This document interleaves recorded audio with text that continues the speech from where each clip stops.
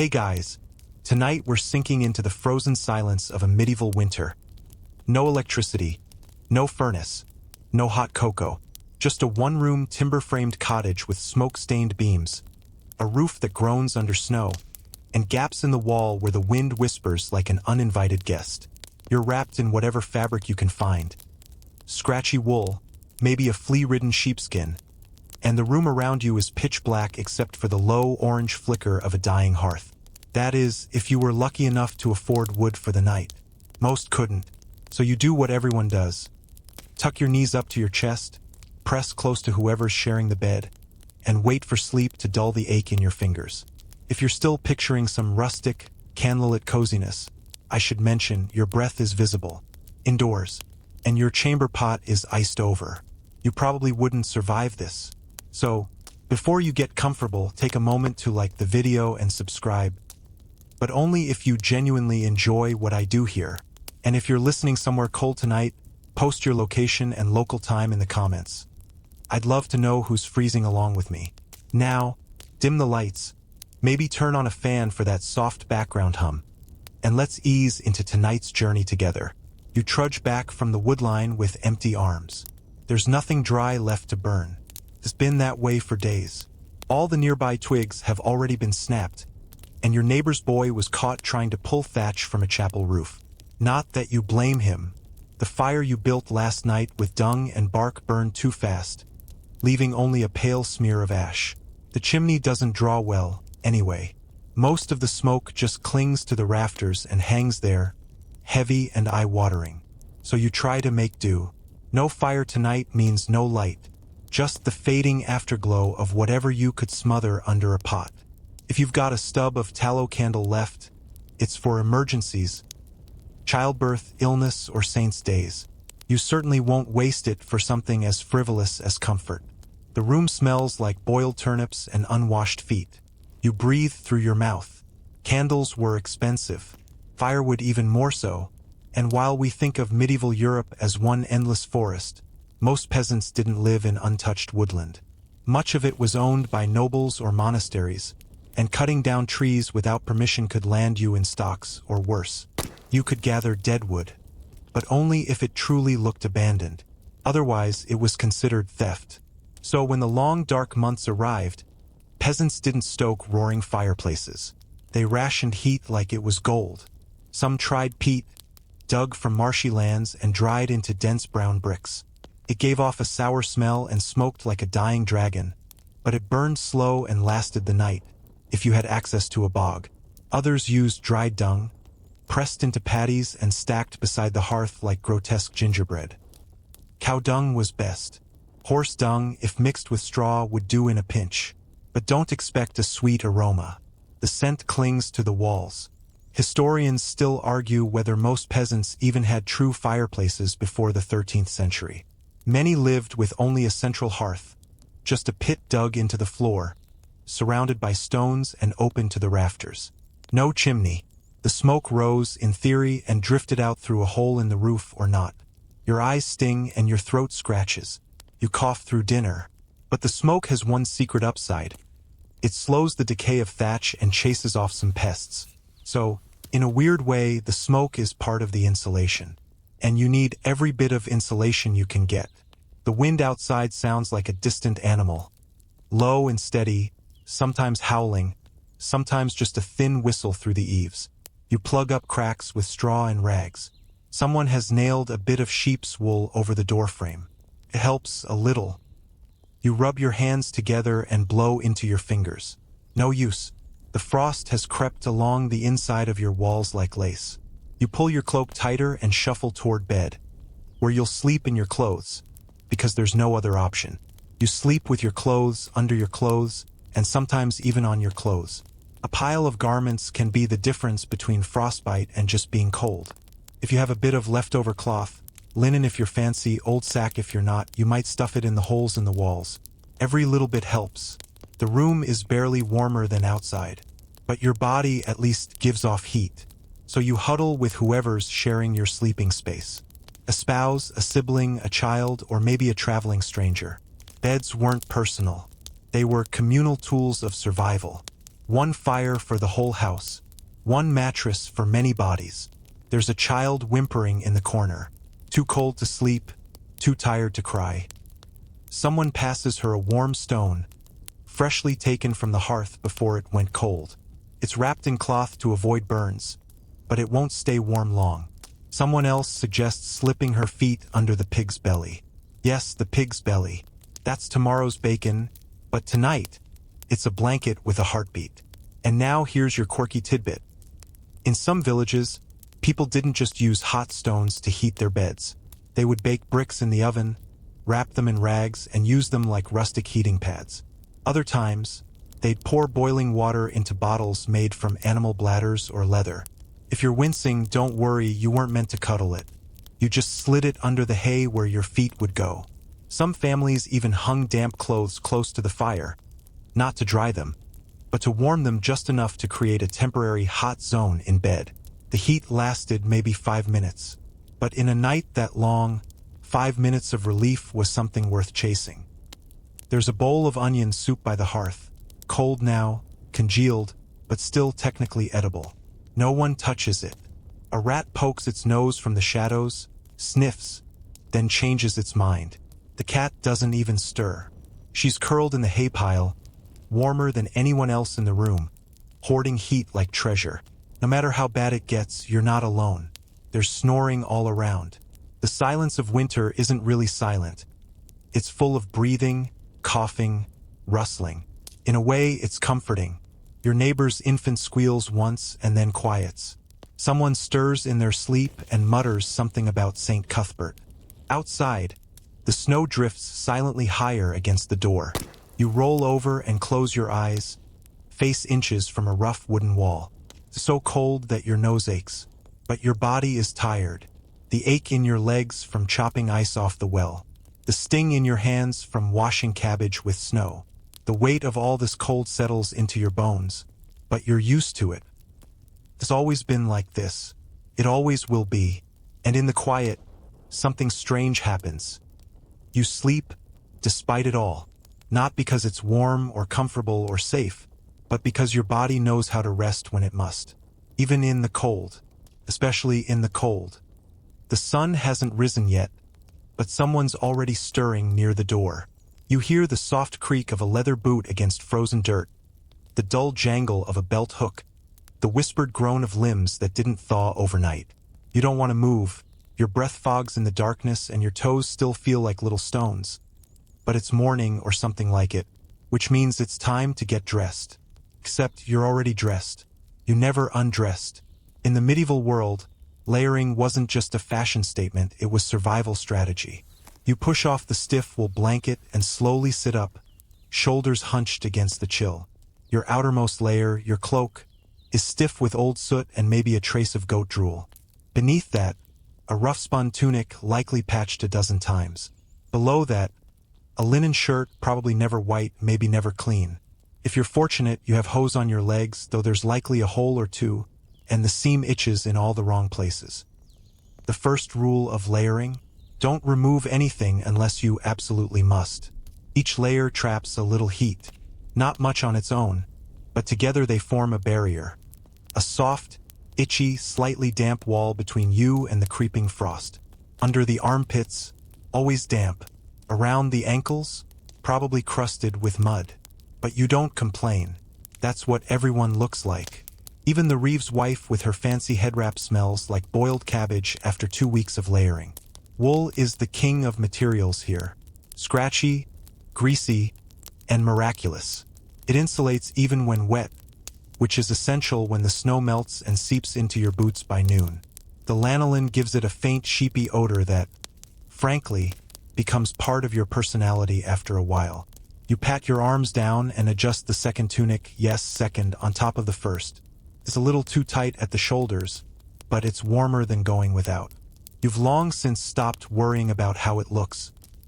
Historians still argue whether the average peasant had more than 2 tunics to their name, but layering was often done with hand-me-downs, repurposed sacks, and anything vaguely rectangular. If you had access to linen, you used it as a base layer, it breathed better. But wool? That stayed close to your chest, your legs, your arms, your soul. Cloaks were often hooded, offering protection for the head and shoulders. Gloves? Luxuries. Most people wrapped their hands in rags or simply kept them stuffed under their arms like miserable birds. You rise slowly.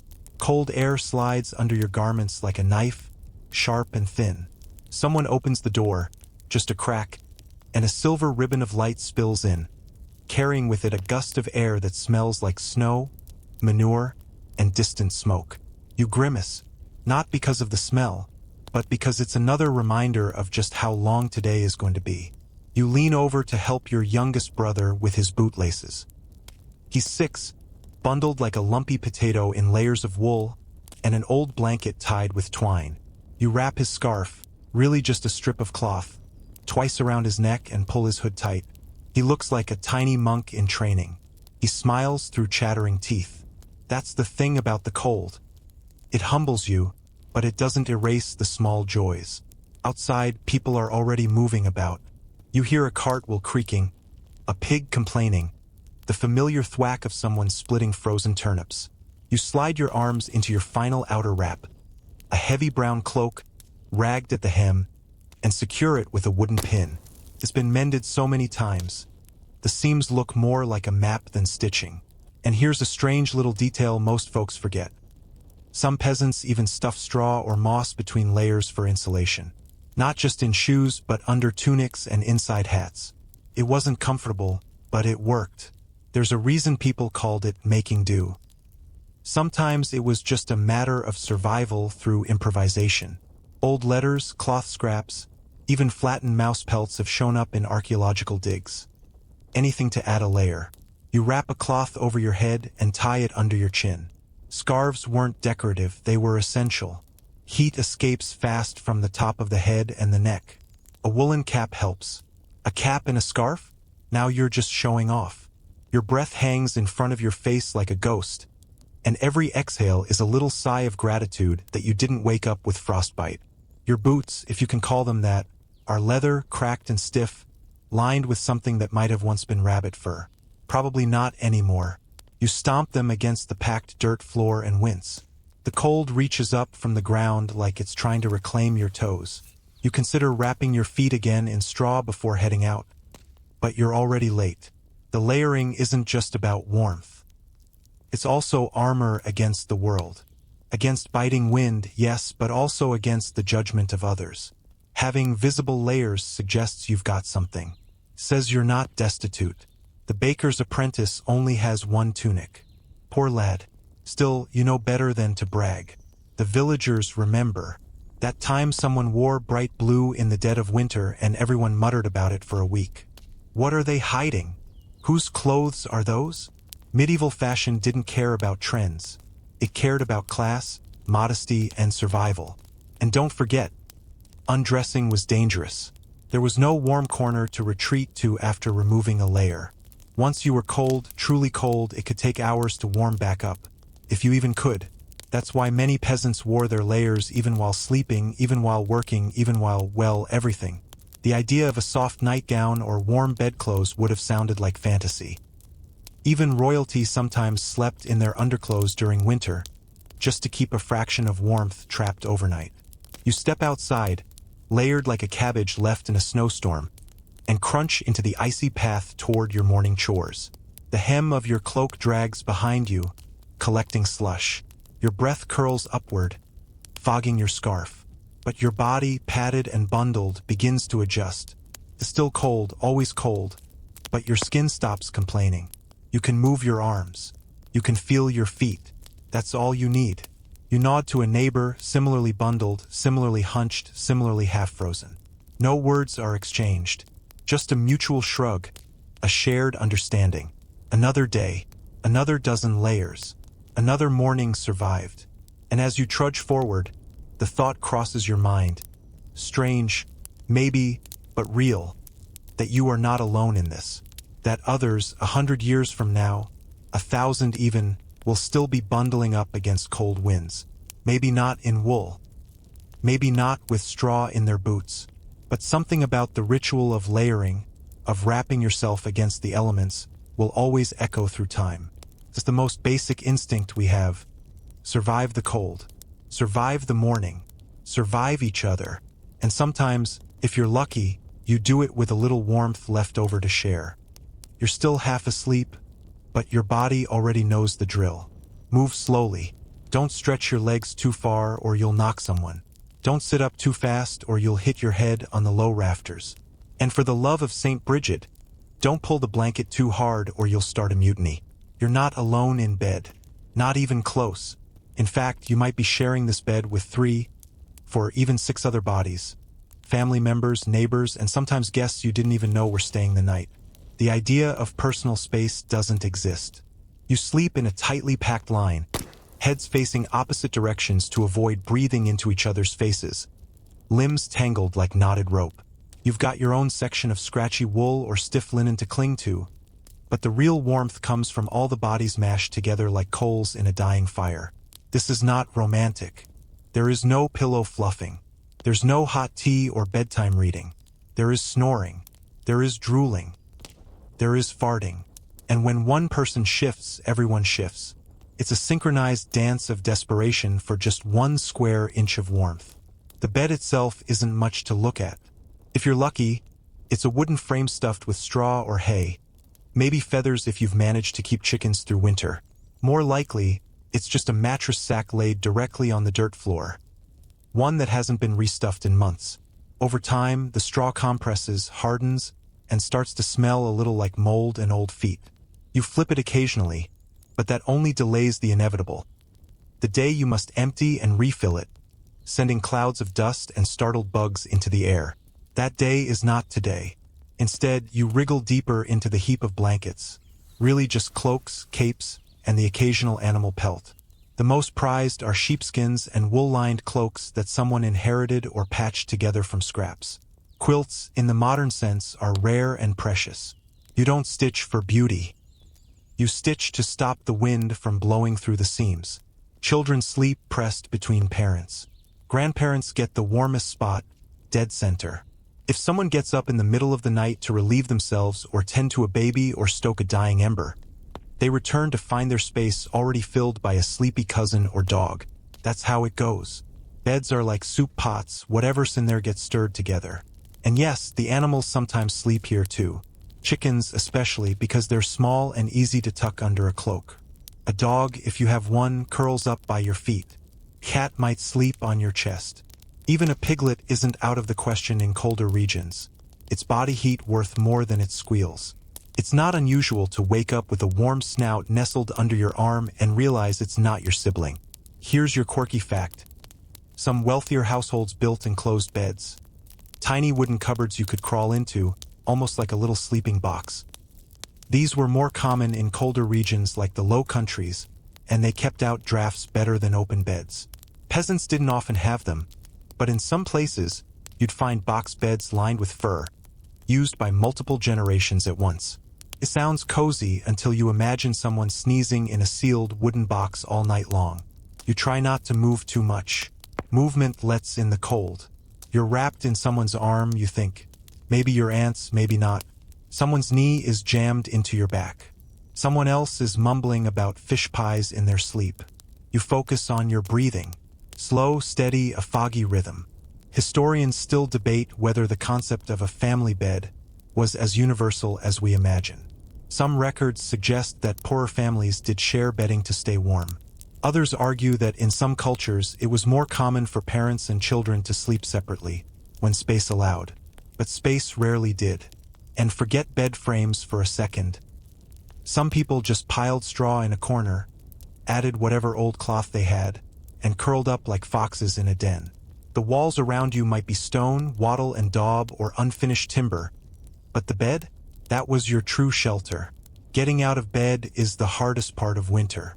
Not because you're well rested, but because you know exactly what's waiting. Ice on the basin, frost on your boots, and chores that will bite your fingers raw before breakfast. So you linger, just a minute longer, just one more breath against the crook of someone's elbow. Someone groans softly, a baby stirs and fusses. An older child mutters, "It's still dark." You nod to yourself in the dimness. It is. There's no such thing as a snooze button, but there is the collective grumbling of bodies that don't want to move. Someone pulls the blanket higher, tucking it under their chin. Someone else reaches blindly for a chamber pot and stumbles through the dark, nearly knocking over a stool. The pot's contents will freeze if left out too long, so someone wraps it in a rag and sets it near the hearth, just close enough to keep it liquid, not close enough to warm the room. One of your siblings starts singing. Quietly at first, a chant from Mass last week. Catches on. Another voice joins in. Then another. Soon the bed is full of drowsy humming, breath fogging in the half-light, the tune weaving between coughs and yawns. Not for joy, not for worship, just because voices are warmer than silence. You rub the sleep from your eyes, which are a little crusted from the cold. You reach under your tunic to scratch a welt from a straw poke. It's always the same spot, the same stubborn spot. Then your feet slip out from under the covers and make contact with the ground. The chill runs straight up your spine. But before you rise completely, you fold the blanket neatly behind you. Not out of habit, out of strategy. You're preserving heat. You're preserving a warm patch for someone else. Because in this world, if there's anything more valuable than heat, it's sharing it. And as you rise, you see what was once a messy pile of bodies settle again like a nest refluffed. A tiny foot replaces yours. A wool-clad elbow slides into the hollow you left behind. The warmth passed like a secret. You smile, not because it's comfortable, not because it's over, but because the strange, tangled heap of humans, animals, rags, and hey, this is survival. This is family. This is the bed you built to make it through the night. And as you leave it behind, your body still carries its warmth. Not much, but enough to get dressed. Enough to face the wind. Enough to last until evening, when the cycle begins again. You glance back once, at the dent where your head lay, at the rumpled warmth being rearranged by your sister's feet, at the shared breath fogging softly above the patchwork heap. You don't say goodbye. No one does. You simply step into the cold, knowing the bed will be there when the sun dips again, waiting like a memory made of straw and skin and shared breath. The bed behind you exhales as you rise, blankets shifting, straw rustling, a foot flopping blindly into the space you left behind. Your body protests, stiff from the night, bones creaking like an old barn door. But the cold is sharper. It bites the moment your feet touch the floor. You recoil, but there's nowhere else to go. No warm floorboards, no soft slippers. Just packed dirt, dusted with frost, cold enough to numb your toes within seconds. You wince and take a breath, your lungs tightening on the inhale. The air is colder inside than it is outside a modern freezer. And yet here you are, barefoot, half-dressed, and full of last night's weak ale with nowhere else to relieve yourself. You shuffle toward the corner near the door, teeth clenched against the sting in your soles. You walk like a thief, not to avoid waking anyone, but to avoid waking the cold, like movement might stir it from the floor and drag it up your legs.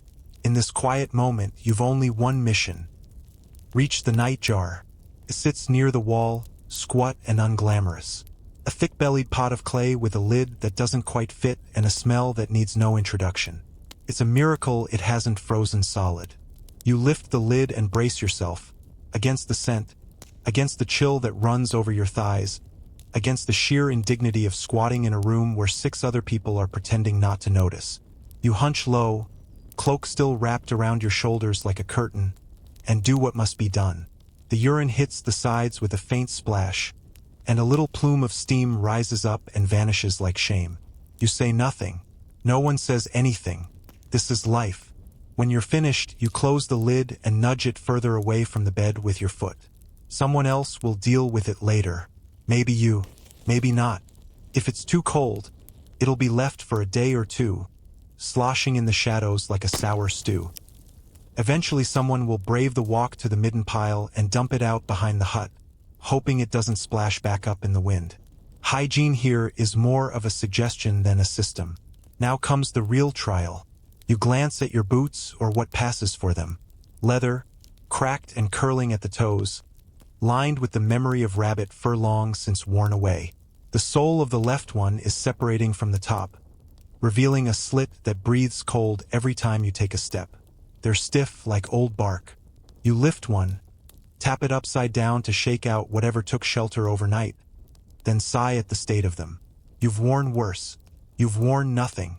Before slipping them on, you grab handfuls of straw from the corner near the hearth. Dry, brittle, and precious. You stuff it into the toes of your boots, then take strips of cloth and wrap your feet tightly. The cloth is damp from yesterday's sweat, and the inside of your boots smell like wet mushrooms and bad decisions. But it's all you have. You layer the rags, binding your toes, ankles, and shins like a makeshift mummy. You've seen others go without this step, just bare feet in boots, and they don't walk quite right anymore.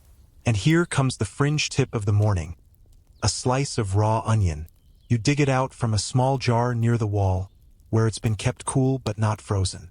People say it pulls the chill from your blood, draws out the poison, even wards off sickness if you believe enough. You don't know if it works, but it's tradition. You slip it into your boot just beneath the heel and grimace as your foot settles in. The squish is immediate, unpleasant, and deeply familiar. You tie your boots with a strip of twine and stamp each foot once, just enough to feel that they're snug. Your feet are no warmer, but at least they're contained. You press your back against the wall and breathe into your hands, which have gone red and raw. No gloves again this year. Maybe next. Across the room, the hearth is beginning to stir. Someone's poking the ashes, coaxing life from last night's dying fire.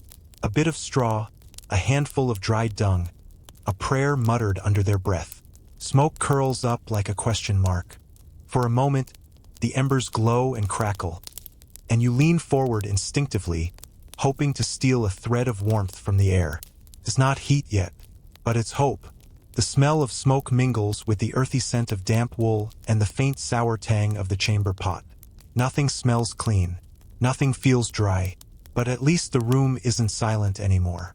The rustle of cloaks, the soft moan of stretching limbs, the creak of the door as someone peeks out to check the morning sky. It all signals the start of another day. You pull your cloak tighter and sip from a cup of yesterday's broth. Cold now, but salty and vaguely onion-flavored. It coats your throat like fat, and you hold it in your mouth just to savor something that isn't bitter air. Someone passes around a crust of bread, hard as would but edible if you soften it in your cup. You do. It squeaks when you chew. It always does. On the other side of the room, your cousin peels off his boot to reveal toes that are more blue than pink. He curses, rubbing them fiercely, then looks around for the lard pot. It's empty. Someone hands him goose fat instead. He smears it on like salvation, hissing as the cold cream touches skin. A few others follow suit, passing the pot hand to hand like a sacred relic. Chilblains are no joke. Swollen, itchy, sometimes bursting into ulcers that ooze for weeks. And that's if you're lucky. The unlucky ones lose parts of themselves, quietly, season by season. Historians still debate how widespread frostbite was in medieval Europe. The records don't always bother with peasants' ailments. But you know what you've seen. You remember last year, when the miller's boy lost 3 toes and still tried to push the grindstone with what was left of his foot. He limped all spring. By midsummer, he was barefoot again. People adapt, or they don't. The chamber pot makes another quiet round. No one wants to touch it, but no one wants to go outside either. The snow is so high you can't see the path. The wind last night howled so hard it pushed snow through the thatch and into your hair. Someone jokes that we should just let the pot freeze and use it as a seat. No one laughs. Not yet. Too early. A little girl near the wall is stuffing moss into her shoes. The soft, freshly picked, not too damp. Her mother helps her tuck it under her arches. For the gods and the goats, she says. It's an old rhyme, nonsense probably, but she says it anyway. The girl giggles, which is more warmth than the fire has given yet. You sip again from your cup and feel your stomach begin to grumble. Not from hunger exactly, you're used to hunger. It's the cold gnawing from inside that makes food feel like medicine. One more mouthful and you'll have enough strength to start your chores. Or at least pretend you do. The fire finally catches properly. Real flames now. Flickering orange, dancing shadows across the floor. People shuffle toward it like moths in human form. Hands outstretched. faces tilted. No one speaks for a moment. They just feel. Then someone sneezes, and the spell breaks. You rise, your bones clicking like frozen joints in a wooden puppet. You gather your tools, your bundle of rags, your pail for water. The day ahead is long. There will be chopping, hauling, cleaning, repairing. All in the same cracked boots and damp tunics. In the same cold that never quite leaves your bones. But for now, your feet are wrapped. Your hands are moving. Your onion is in place. And most importantly, your toes are still yours. For now. You duck your head as you cross beneath the low lintel into the livestock corner, though calling it a corner is generous. It's more like a vaguely partitioned space at the end of your one-room cottage, separated by leaning planks, a curtain made of stitched-together rags, and the ever-present smell of animals trying to live through winter just like you. No door, no distance, just shared breath, body heat, and mutual inconvenience. It's warmer in here, not comfortable, not cozy, but a few degrees above freezing. Enough to keep the water from solidifying in its buckets. Enough to keep your joints from locking completely. The animals shift as you enter, some stirring from half-sleep, others staring blankly into the gray half-light. One of the goats bleats low and soft, more complaint than greeting. The air is thick with the layered smells of survival. Damp straw, sour milk, dung in various stages of drying, sweat from multiple species, and the faintest hint of old hay. It's earthy, sour, it's honest, and you've lived with it so long it hardly registers anymore. You step carefully across the slick stone floor, straw crackling underfoot, and murmur greetings like you're arriving at a crowded breakfast table. The goat eyes you with suspicion. She's a scrawny old thing with a coat that repels water and affection equally, but she gives milk on good days. You untie her from the post and offer a few handfuls of grain. She accepts grudgingly as if to say, "Don't think I like you for this." Her breath steams in the air like a dragon made of wool and spite. The sow, meanwhile, doesn't even lift her head. She's lying on her side, breathing slow and deep. Her belly twitches occasionally, like she's dreaming of roots or future piglets. She's pregnant, hopefully, or bloated, or just fat from too much mash and too little movement. But you're hopeful, because piglets mean meat, piglets mean trades, piglets mean spring. You reach down to scratch behind her ear. Her skin twitches, but she doesn't resist. She knows you. You're the one who brings the bucket, the one who curses when she knocks over the trough, the one who whispered to her during the last farrowing. You don't love her, but you rely on her. In the far corner is the cow. She stands silently, stoic and still, her hide steaming gently in the cold. Her ribs show. Her breath smells sweet and sour all at once, and when you rest your hand on her flank, you feel warmth. Real warmth. The kind that sinks into your bones, the kind that makes you understand why people sleep next to their beasts. You whisper to her too. She listens without understanding. That's more than most people offer you. And over by the rickety wall of half-burnt timber and scrap cloth, that's where the chickens live. Your sister is already crouched by the coop. If coop can describe a wooden box with no floor and a piece of broken pot serving as a doorstop. She lifts the scrap of burlap that acts as a curtain and slides her hand into the straw. You hear the quiet satisfaction in her breath before she says anything. "Still warm," she whispers. She holds up a single egg, pale brown with a little smear of something unpleasant on one side. She wipes it clean with her sleeve and cradles it like a relic. That egg will be divided into 4, maybe 6 parts, or it'll be fed to the toddler whole if he's coughing again. That's how decisions are made. By symptoms, not by hunger. Hens don't lay much in winter. The dark hours are long, the food is lean, and their bodies know better than to waste effort. Historians still argue whether medieval peasants artificially extended daylight with rushlights or let nature decide when hens worked. Some sources speak of candles in the coop, others of warming stones buried in straw. But you've got no candles to spare, and your stones are all too wet to hold heat. You let the birds follow the rhythm of frost and sun and hope one of them wakes up productive. Your sister finds a second egg and gasps.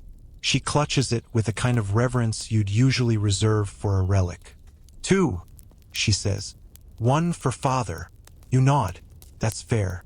His cough has worsened. It rattles through the walls at night like a ghost looking for a way out. The pigs snort. The goat sneezes. A chicken hops across the floor with a strange limp, then settles into a patch of straw like it owns the place. The cow shifts, hooves scraping on stone, and for a moment you feel surrounded. Not alone. Never alone. These animals are more than food. They're more than manure machines or barter chips. They are your warmth, your hope, your fragile economy wrapped in fur and feathers.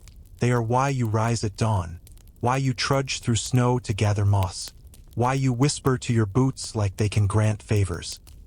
You drop to your knees beside the cow, place the battered tin pail beneath her, and begin to milk. It's harder in the cold. Your fingers fumble, your knuckles crack, and her teats are cold to the touch. But the rhythm returns. You find it. A squirt, a pause, another. Steam rises from the bucket as you work, and the smell, fresh, grassy, sour, is both repellent and comforting.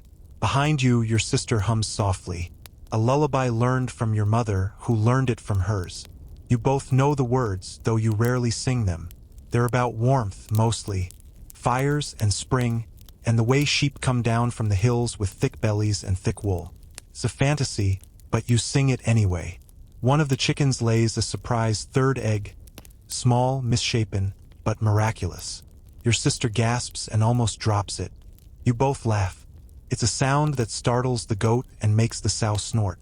You haven't laughed like that in days, maybe weeks. You gather the pail of milk, the 3 eggs, and the warmest breath of the morning and step back into the main room. The hearth is still barely awake, but the family is gathered close, bowls in hand, knees touching, shoulders pressed together. The eggs are cracked into the porridge, one at a time, stirred quickly to stretch them thin. No one complains. No one expects more. You hand the milk to your mother, who heats it slowly in a clay pot, stirring constantly to keep it from curdling. She adds a pinch of ash, don't ask why, and nods her thanks. She looks older this year. You all do. The animals stay behind, breathing into the cold like silent sentinels. They'll be fed again at dusk. You'll muck out the pen with a crude wooden shovel and a curse. You'll rub the goat's ears. You'll stroke the cow's flank. You'll try not to think about the piglets that might not make it. You'll pretend you don't hear the chicken that stopped clucking yesterday. And when night comes, and the wind howls down the chimney and across the floor, the animal's breath will rise again, mingling with yours. Warm, wet, alive. You may not have blankets enough for everyone. You may not have meat or butter or hope in large quantities. But you have your animals. And tonight they will sleep beside you and you beside them, and somehow that will be enough. You don't remember falling asleep. Not really. One moment you were staring at the underside of the thatched roof, watching your own breath curl up into the shadows. The next, the rooster was crowing, or maybe it was someone coughing, and the cold had crept through your layers like an unwelcome whisper. It always does. That's the thing about sleeping in a medieval winter. It's not rest so much as endurance. The goal isn't to wake refreshed. It's to wake at all. Last night, like every night, you curled up into yourself like a squirrel hiding in a hollow tree.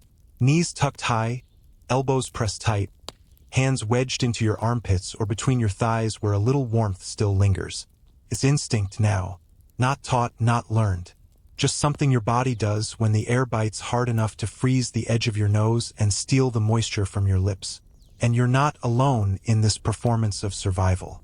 All around you, bodies lie crumpled like cloth dolls. Your mother, wrapped tight in every blanket the family owns, breathes so shallow you have to watch her chest for a full minute before you're sure she's still alive. Your little brother sleeps curled into her back like a second spine. Your father is closer to the hearth, though it's long since gone out, and he's muttering again. Something between a prayer and a complaint. Maybe both. The baby, if you can call her that now, sleeps in a wooden box lined with straw and wool scraps. She's wrapped like a parcel, arms bound to her sides, head covered in 2 layers of cloth, one of which smells like boiled onions. She doesn't cry much anymore. The cold discourages it. There's no such thing as privacy in sleep. No such thing as comfort, either. You've got your cloak on, your boots, 2 tunics, and a scarf wrapped over your head and under your chin so tightly you feel like a goose waiting for stuffing. And still, it's not enough. Not when the wind comes whistling through the chinks in the wall and makes the rafters creak like old bones. People always imagine sleep as soft. Beds with feathers, pillows, silence. In this world, sleep is something you build, like a wall, like a trap. You pile straw first. Flat, if you're lucky, or else you'll wake with lines etched across your face and a crick in your neck so sharp you'll think you were cursed. Then comes cloth. Scraps from old tunics, bits of sack, sometimes animal skins, the fur patchy and stinking but still better than nothing. And then the bodies. You huddle together, limbs overlapping like tree roots. Children are best in the middle, tucked between adults like glowing coals wrapped in ashes. You might spoon with your sister, share a pillow made from bundled hay. Your cousin wraps her legs around yours like you're one twisted creature with 2 beating hearts. There's no shame in it, no embarrassment, just the need to survive until dawn. Historians still debate how many people actually shared a bed in a single room. Some say 2 or 3. Others argue for full families, pressed together like salted fish in a barrel. Archaeological digs have shown bedding packed with moss, animal hair, even dried leaves, all to trap heat and cushion the bones. One fringe theory suggests that poor families sometimes slept in shifts, taking turns in the warm spot, while others worked or watched the fire. Whether that's true or not, you can't imagine giving up your spot now. It's barely warmed, but it's yours. You shift a little, trying to ease the ache in your hip. The floor underneath is packed dirt, barely covered by straw. Somewhere under your thigh is a small stone that's been digging in all night, and you briefly fantasize about pulling it out and tossing it at the rooster who hasn't stopped since first light. But you don't. It's too cold to move. Your breath has made a tiny cave of condensation inside your scarf. Damp now, icy at the edges. You adjust it carefully, using only your chin and the pressure of your shoulder. Your fingers are too stiff to be of any use. Across the room, someone farts. Loudly. No one reacts. Heat is heat. Occasionally, you dream of blankets. Real ones. The kind made from full sheets of wool dyed in rich colors and stitched with care. You once saw one at the manor house, blue with golden thread. The lady let you touch it. Just once. It was the softest thing you'd ever known. Sometimes, in your sleep, you remember that exact softness. It never lasts. This morning, you woke with your face pressed against your sister's back and your knee jammed between the legs of someone who probably doesn't know it's there. You pull back slowly, gently, the way you would from a fragile snowdrift.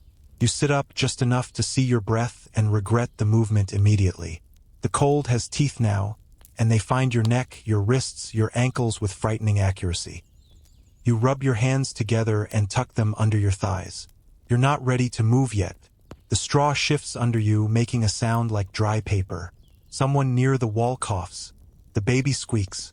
A rat scrabbles behind the wattle partition. Life in every direction. You remember once, someone said squirrels sleep through the winter. They curl up in their little tree hollows, wrapped in their own tails, dreaming of acorns. You envy them. No chores. No chamber pots. No frozen toes. Just months of warm, fat sleep. You briefly consider whether you could sleep until spring. Just burrow deep into the straw, wrap yourself tighter in your cloak, and let the world pass by. You could skip the frozen buckets, the blisters, the ache in your spine.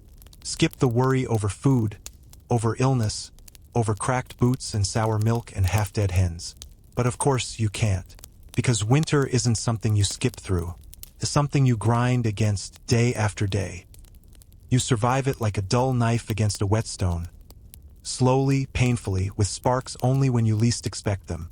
Still, there are tricks. The old woman from 2 cottages over taught you one. Heat a rock by the fire, if you can spare the fire, then wrap it in cloth and stick it under the straw where your feet go. It stays warm for almost an hour. Or, take a flask of ale and nestle it near your stomach. Drink it slowly just before sleep. The warmth trickles down and numbs the worst of it. Doesn't last, but what does? Some people sleep with their animals. Not just near them, in bed. You've done it too. Pulled a scrawny hen under your tunic for warmth. Let the dog curl behind your knees. Listen to the piglet breathe while you counted your own breaths to match its rhythm. It's not romantic. It's not even particularly clean, but it keeps you alive. The hardest part of sleeping in winter isn't the cold. It's knowing the cold is coming. That moment just before bed, when the fire has burned low and you can already feel your bones protesting what you're about to ask of them. You lie down and pray, not for comfort, but for numbness, that you'll get cold fast enough that you won't feel it, that sleep will come quickly and hold you tight. And somehow it does. Every night you sleep like a squirrel, curled up, tense, dreaming of warmth, waking to frost. And every morning, you rise like a stone pulled from the riverbed, damp, cold, shaped by pressure, but still rising. There's a draft again. You feel it first on your ankles, slipping beneath your wool stockings and needling into your skin like a warning. Then it creeps up your spine, an invisible thread unwinding from the wall itself, tugging heat from your bones and turning every breath into fog. You glance toward the window, the so-called window anyway, and already you know, the shutter has slipped open again. You push yourself off the bench with a slow grunt, cloak dragging behind you like a second skin. The air near the window is sharper. It stings. You crouch beside it, breath shallow, and pull the wooden shutter tight again. It creaks in protest, stiff on its hinges, and the cold pushes back as if offended. The latch, just a piece of twisted leather tied to a nail, barely holds. You stuff a handful of straw into the cracks and press your hand against the frame, sealing it the best you can. It doesn't matter. The cold always finds a way. This window was never meant for seeing through. The opening is small, barely wider than your outstretched hand, and the material covering it isn't glass but animal skin. Treated sheep stomach, you think, or maybe calf. Scraped thin, rubbed with oil or fat until it grew translucent and tough. It lets in light or something like it, a kind of wan glow that changes with the clouds. But the view? Just a blur of gray, a vague suggestion of the world beyond. Historians still argue about peasant windows. Some claim they were simply open holes, shuttered only at night or during storms, with no covering at all. Others describe panes made from horn, parchment, waxed linen, materials scraped, stretched, and oiled until they could admit a little daylight without giving the wind full permission to enter. Archaeological finds are rare. These things decay. But you don't need records. You have your hands, your memory. You know how it works because you touch it every morning. You sit back on the bench, stiff with cold against your thighs. The window rattles slightly in the frame.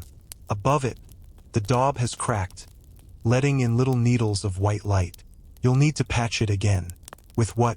Mud, maybe, if it's not frozen solid. Or old cloth soaked in brine and mashed into the gaps. You've used worse, wool scraps, moss, even dried cow dung when times were tight. You remember one winter, years ago, when the wind blew the shutter clean off. Your father fixed it with a wooden board from a broken barrel, hammered in place with the blunt side of the axe. He muttered the whole time, but when he was done, he stood back, wiped his brow and said, "That'll hold till the devil takes the chimney." It held 2 weeks. The devil's always early. Some mornings you kneel by this window just for the light. To sew, to slice root vegetables, to read scraps of paper someone scrawled prayers on. The light's poor, but it's all you have. Candles are rare, tallow is expensive, and wax belongs to the church.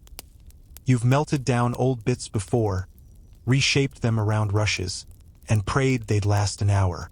They never do. The parchment pane fogs slightly when you breathe near it. You draw a little circle in the mist with your fingertip, though it's pointless. You can't see out, and if anyone could see in, they'd only get a hazy silhouette. Your bundled form hunched like a question mark, your breath hanging in front of your face like a ghost you forgot to bury. A breeze slips through again, this time higher up, from a crack near the rafters. You sigh, stand, and fetch the sack of cloth strips. Rags from worn-out tunics, threadbare hose, bits of curtain too frayed to hem. You roll one into a ball and shove it into the gap, listening as the wind's whistle dulls to a whisper. It won't last. But nothing does. Outside, you imagine snow falling. You can't see it clearly, but you know the sound. The hush of it. The way it silences birdsong and softens the clatter of hooves. You picture the path to the well covered in white, the fence posts crusted over, the goat's tracks disappearing with every hour. The world outside the window becomes a dream, one you know is real but unreachable. Your mother joins you, holding a cup wrapped in cloth. It's warm against your fingers, barely, and smells faintly of parsnip. She says nothing, just sits beside you, her body leaning into yours like a tree finding another tree in a storm. You share the cup. Sip by sip, the steam rises toward the parchment pane, blurs it further. Maybe that's better. Seeing too clearly is dangerous in winter. She tells you of a time, long ago before you were born, when someone in the village brought back a shard of glass from a ruined chapel. Green-tinted, bubbled, thick as a thumb. They fitted it into a shutter and called it their noble eye. People came to see it, though all it showed was the neighbor's thatch. It cracked during a frost and vanished before spring. She laughs quietly. You smile. A window you could see through, what would you even do with it? You think of the manor again. Their windows have real glass. Small, yes, and set deep into thick stone, but there's clarity there. You saw it once, just once. A boy like you, carrying firewood, paused to stare through a clean square at a candlelit room. Tapestries, fruit in a bowl, a lady combing her hair. The steward cuffed you for lingering, but you still remember. Not what you saw, how it felt. That strange ache, like the window wasn't just a hole in the wall, but a wall between worlds. Your window doesn't show you the outside. It reflects you, your own breath, your own movement, a flicker of candlelight if you're lucky. On nights when the moon is bright and the shutter slips ajar, you sometimes catch the glint of frost on the snowdrifts outside. Just enough to remind you that the world hasn't ended. It's just sleeping, like everything else. Your little brother tiptoes over. His hands are tucked into his sleeves, his cheeks blotched with red. He crawls onto the bench and leans his head against your side. You wrap your arm around him and he sighs. Cold, he whispers. You nod. There's nothing else to say. You glance back toward the window. The shutter jiggles again, slightly, but doesn't give. A good sign. The light through the parchment has dimmed. Either clouds or snow, or simply the slow march of winter afternoon toward evening. You feel it in your body, the way your fingers ache more, the way your shoulders hunch by instinct. Soon you'll light the fire again. Or try. Gather twigs. Fan the coals. Breathe heat back into the belly of the hearth like it's an old, stubborn god. And tonight you'll check the shutter again. Twice. You'll wedge a block of wood beneath it. You'll listen to the wind testing every seam in the wall. And still, the cold will find a way in. But for now, you sit, still, quiet, with your brother curled against you and the parchment window filtering the gray light of a snow-covered world. No view, no comfort, just enough to know morning came. And sometimes, in a winter like this, that's more than enough. You lower yourself onto the bed slowly, not like someone seeking rest, but like someone bracing for impact. The straw sighs beneath you, a soft crackle of stalks rearranging, whispering irritably beneath your weight. One strand pokes through the cloth cover and scrapes your shoulder blade. Another jabs the small of your back. And already you feel it. The cold seeping up through the straw, wrapping your spine like a damp rope. This is your mattress. Not hay, too valuable for the animals. Not feathers, those are for nobles who sleep in rooms with real doors. Just straw. Yellowed. Brittle. A nest of field leavings stuffed into a linen sack that's been patched so many times. The original fabric is more memory than material. You shift a little, trying to spread your weight evenly to flatten the lumps. The mattress crunches in protest. You wince, tug your blanket up, and pull your knees into your chest. There's no soft spot. There never is. The best you can hope for is a spot that hasn't already molded itself into someone else's shape. And you're not alone in this bed. Of course not. Your sister is beside you, curled like a cat, her feet digging into the back of your thighs. Beyond her, your little brother, wrapped in a blanket so tightly, he looks more sausage than child. You share warmth, share breath, share straw mites. You don't complain. There's no use. In winter, warmth isn't a luxury, it's a strategy. The mattress rustles again. Something shifts deeper within it. Not one of you. A beetle, maybe, or a spider. You don't move. You just press your face into the wool blanket and pretend you didn't notice. Bugs live here too. You've made peace with that. Some people say the bottom layer of straw, what's been there the longest, turns into a kind of mulch. Not quite earth, not quite bedding. It holds every ounce of sweat from the last season. Every cough, every fever, every dream that ended in a shiver. It's black with mold in the corners and pressed flat where your hips rest. It's alive, and not metaphorically. You shift again, punch a ridge near your shoulder, and try to shape a hollow for your hip. The straw refuses.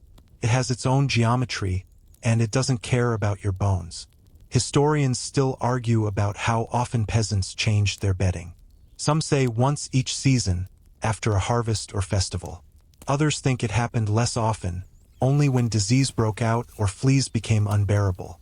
A few fringe voices claim that some families never changed it at all, just added more on top as the old rotted down. You believe them. You've smelled the base of a straw bed. It doesn't lie. But that's not to say it's all misery. There's a strange comfort in the routine. The nightly fidgeting, the constant shifting. The way you learn to sleep curled just so, with a rag under your neck and your cloak bunched under your knees.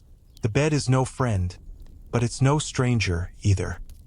The blanket you're using tonight is patched wool, smelling faintly of goat and fire smoke.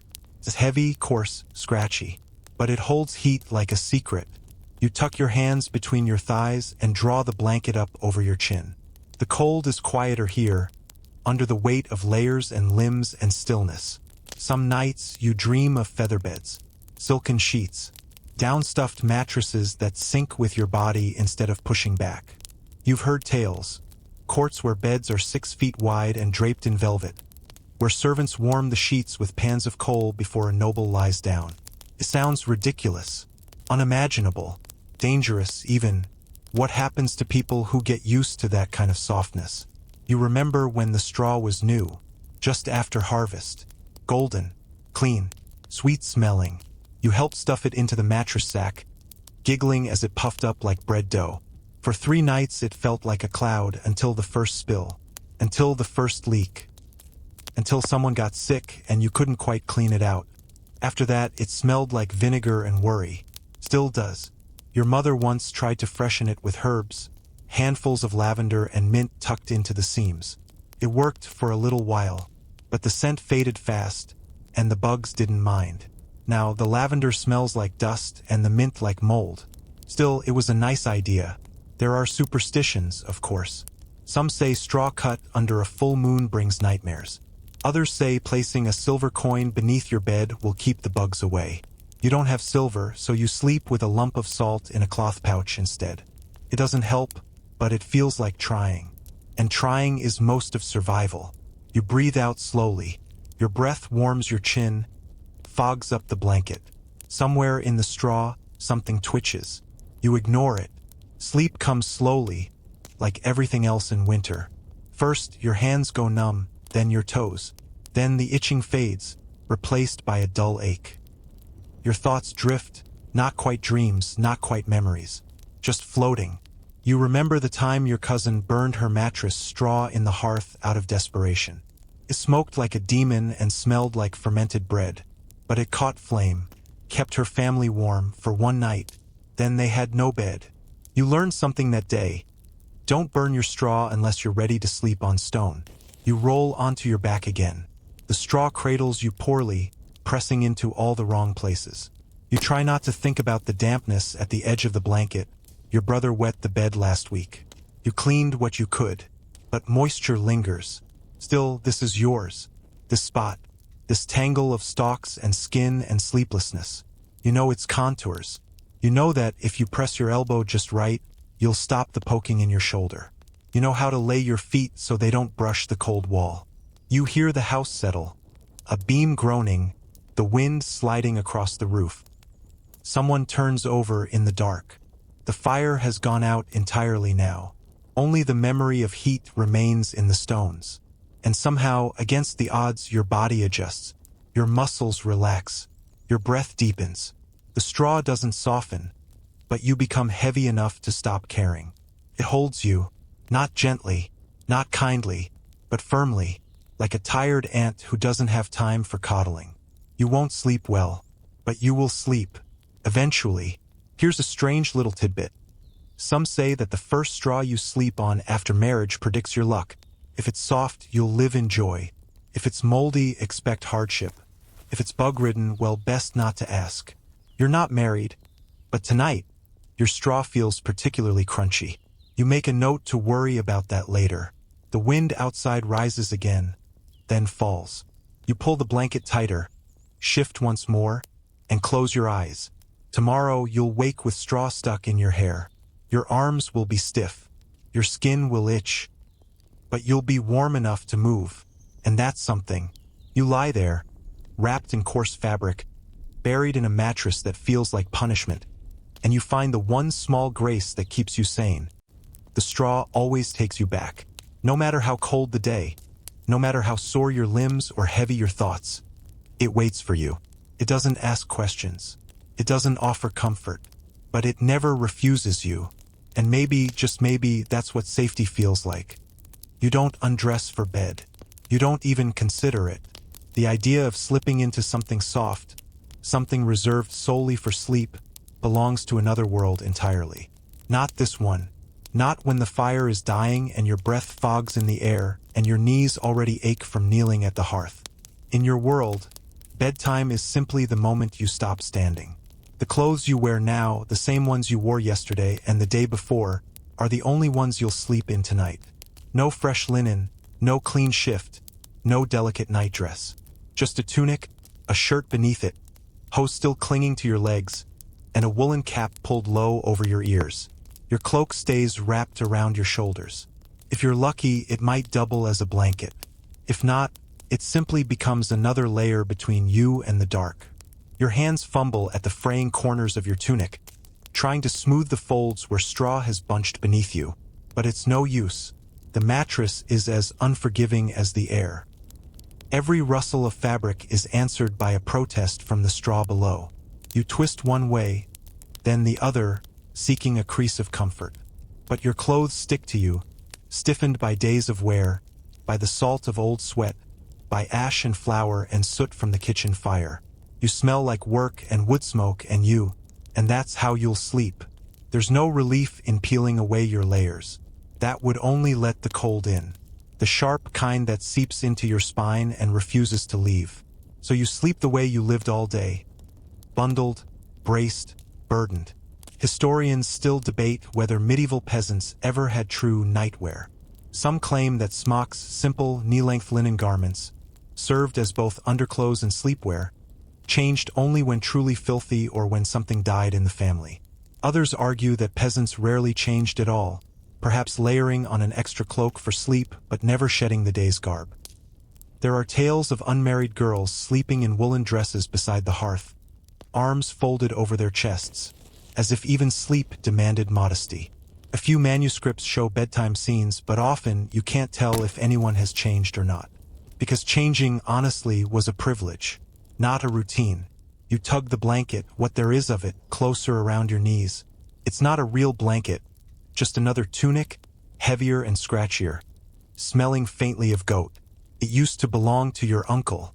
Now it belongs to sleep. The wool itches against your neck, and there's a hole by your hip that lets in a steady thread of cold air.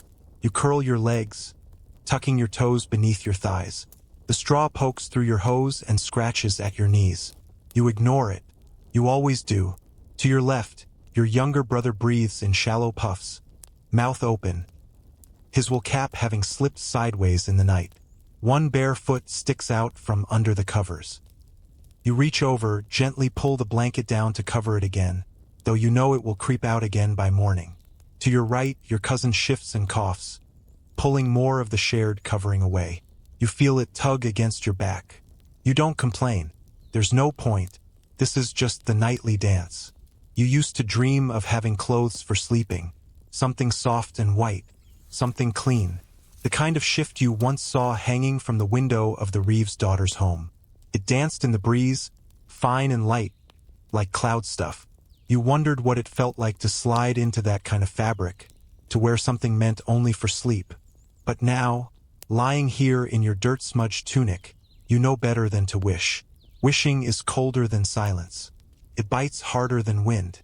There's a quirky little belief that sleeping in your work clothes keeps nightmares away. Something about the scent of your own sweat confusing the spirits. You don't know if it's true, but you do know that dreams come heavier when you're cold. They thicken like molasses, like mud. You once dreamt that your boots had grown roots through the straw and into the floor.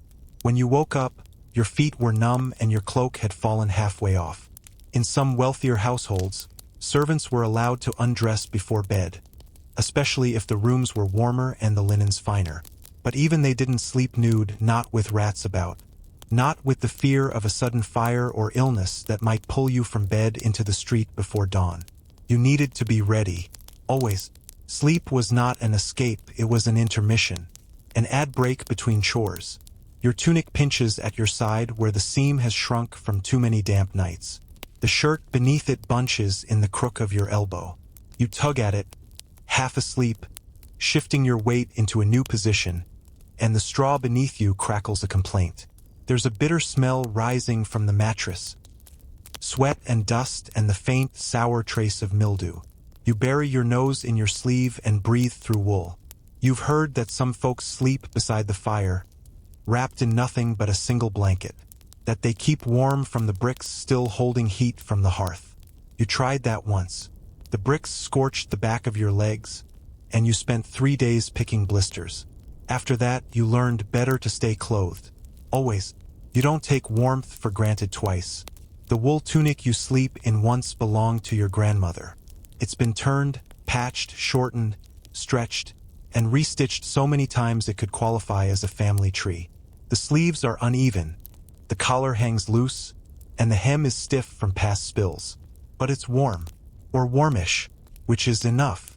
The color? Faded to the shade of old onion skin. But what matters is that it still holds your shape. You drift a little now, half asleep, half aware. Your cheek presses into the edge of your arm, and the smell of yourself lulls you. Not a pleasant scent, but a familiar one. Fire, earth, salt. You try to remember the last time your clothes were boiled clean. You can't. You try to remember the last time you took them off for more than an hour. You can't do that either. Some nights you wake in a panic, heart racing, sure you've slept too long. But then you feel the cloth still tight around your chest, still wrapped around your arms, and you remember, this is how you rest now. Fully dressed, ready for anything, or nothing. The fire in the hearth has died down completely now. The last crackle was long ago. All that remains is the cold rising through the floor, wrapping your limbs in its invisible grip. But you're layered, you're wrapped, and though the night air finds its way through holes in your cloak and gaps in your sleeves, you hold your heat well enough. You've made a little shelter of yourself. It's funny how your body accepts it. This stillness, this scratchiness, the cling of fabric to flesh. You've stopped noticing the discomfort. It's just another part of the background, like the snoring, like the wind, like the tiny mouse scratching in the corner. Like the weight of a day not yet over, even in your sleep. And so you sleep, in the same clothes that saw you butcher a chicken, and mend a fence and haul water, and kneel for evening prayers. You sleep in them because you have to. You sleep in them because they're all you have. The line between day and night isn't drawn with fabric. It's drawn with fatigue. When you wake, there will be no ceremony, no moment of transition. No dressing gown or warm slippers or hot cup of anything. Just you, rolling out of the straw with your clothes wrinkled and your limbs stiff, rubbing your eyes against the light, and starting again. You'll be halfway through your chores before you're even fully awake. Because in this life, the rhythm of sleep isn't a pause. It's just another pose, another angle, another place to carry your tired weight. And in a few more breaths, yours won't be. Sleep is already claiming your limbs. one finger at a time. Your toes go first. It always starts with them.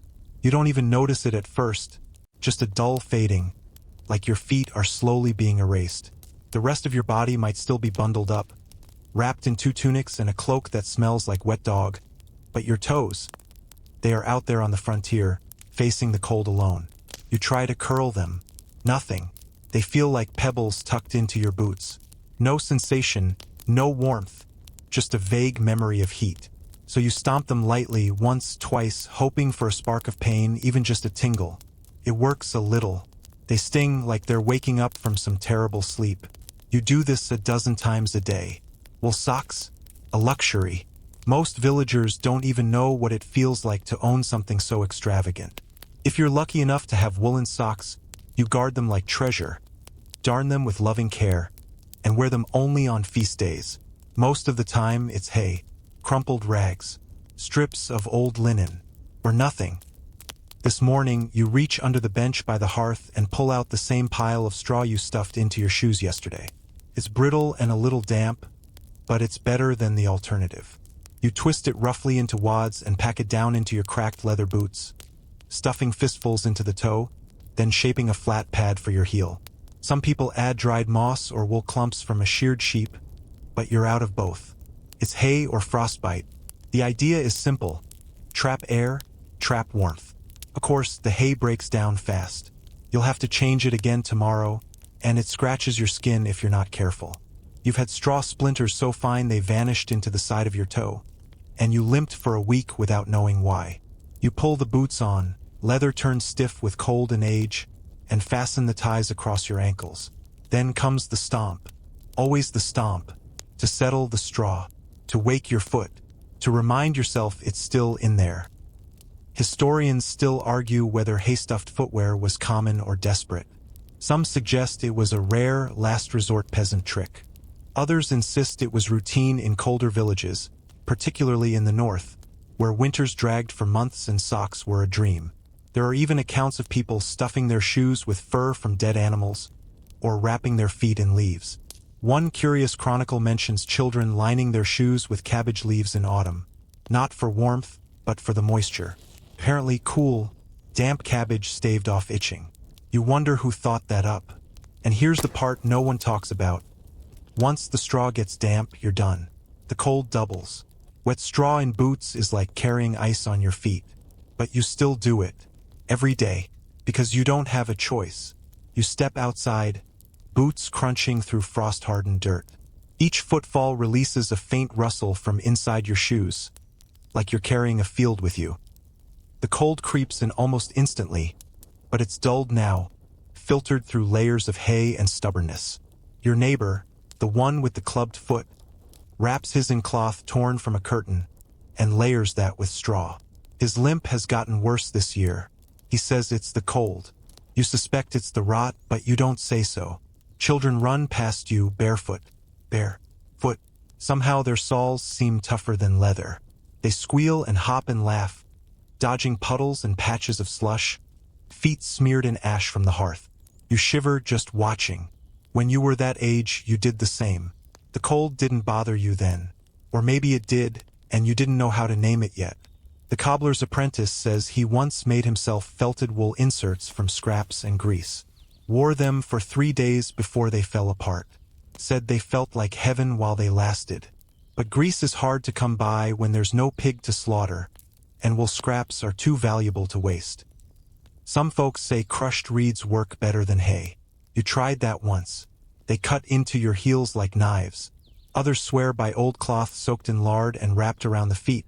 But good luck walking more than 20 paces in that without slipping. One year, a traveling friar gave out packets of something called ox wool. But you never saw it again after he left. Maybe it was just horse hair and confidence. You sit on the edge of the trough and peel back one boot just to check. The hay is already darkening with moisture. You pull it out, shake it, and replace it with fresh. It's not a luxury, it's maintenance. Like keeping your teeth, or remembering to blink. You know the smell of damp hay inside leather. It's something you never forget. It becomes part of you. The way smoke from the hearth settles into your tunic. The way turnip stew clings to your hands. You smell like work and warmth and effort. That's not shameful. That's winter.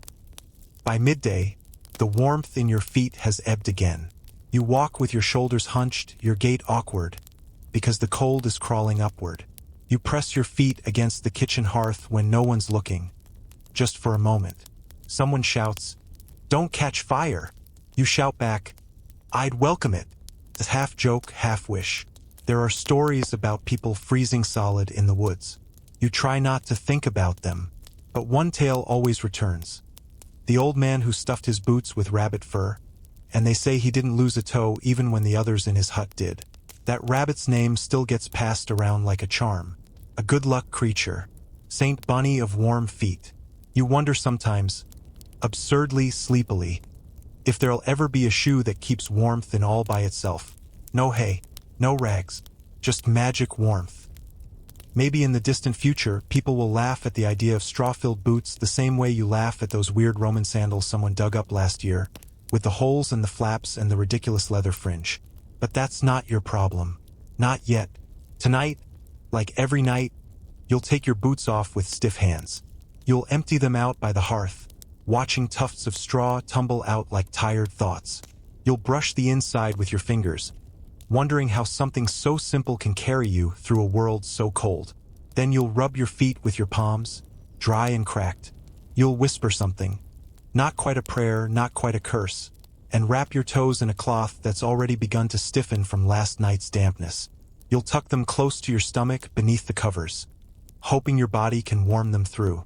And when the wind howls and the shutter bangs open again, and the fire has long gone out, you'll lie there, layered and tired, but still intact.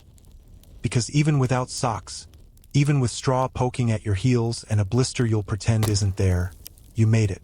And tomorrow you'll do it again. Because hay may not be soft, it may not be clean, but it is yours. And that, in the frozen hush of winter, is enough. Your stomach growls long before the sun rises. It's not the kind of rumble that expects satisfaction. More like a low complaint from deep within, a dull echo of yesterday's thin meal and the knowledge that today's won't be much better. You press a hand to your belly as if to calm it, as if to say, "I know, me too. Breakfast, if it happens, will be whatever was left in the pot overnight. Likely a thick crust of barley porridge clinging to the sides, scraped off with the back of a spoon and chewed slowly like it matters." You sit cross-legged by the hearth, watching the gray light begin to smear across the wooden floor, and stir the pot with the solemnity of a priest. There's no fire yet, just a few cold coals and your breath in the air, fogging like ghostly words unsaid. The porridge smells faintly of smoke, old turnip, and fatigue. Medieval winter food wasn't about pleasure. It was about endurance. The goal wasn't to feel full, it was to not faint before noon. Grains were the backbone of the winter diet. Barley, rye, oats if you were lucky. Wheat was reserved for the rich. Bread made from peas and beans, dark and heavy, was more common for you. Sometimes it was so dense you had to soak it in water just to chew it. You take your time with the porridge scrap. Each bite is a negotiation. Chew too fast and you're done in 3 minutes. Too slow and it starts to taste like regret. The consistency is like warm glue. You scrape the bottom of the pot and find a hardened bit, the best part. You pop it into your mouth like it's a treat, and in a way it is. Someone once said that winter is a time of quiet starvation. You understand that now. You're not starving in the way that makes songs or tragedies. You're just slowly running low, like a candle burning into its own wax. Later in the morning, there might be ale, but it's weak and sour. Called small beer. It's more broth than beverage, brewed so mild even children drink it. It's not about the alcohol, it's about the calories. Every sip is energy. The bread you dunk into it soaks up both warmth and hope. Meat? Rare. Winter slaughtering happens before the deep cold sets in around Martmas, in early November. That's when animals are culled so they don't have to be fed through winter. But the meat is salted, dried, or smoked, and kept for special days. You might see a sliver of pork on the Feast of St. Agnes, if someone's generous. More likely, you'll boil bones for broth and chew what's left on them like you're mining for memories. Root vegetables are the stars of this bleak feast. Turnips, onions, parsnips.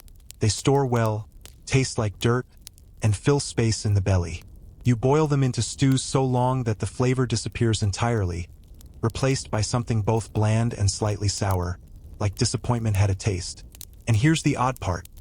Some folks believed cold food kept you warm, not temperature-wise, but humoral theory. According to medieval medicine, certain foods, like leeks or dried beans, were considered heating to the body, even if eaten cold. Others, like dairy or apples, were cooling and should be avoided in winter. You once watched a neighbor refuse a perfectly good cabbage because she swore it gave her chills in the bones. You think about cabbage a lot these days. There was one glorious week, last October, when a merchant's cart lost a wheel near your hamlet and spilled 3 heads into the ditch. That was a good week. Historians still argue whether peasants actually had more access to meat than we assume.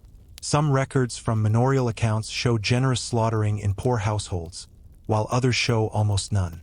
It might have varied wildly based on region, lord, or dumb luck. All you know is, you haven't seen fresh meat in 6 weeks, and even then, it was mostly gristle and skin.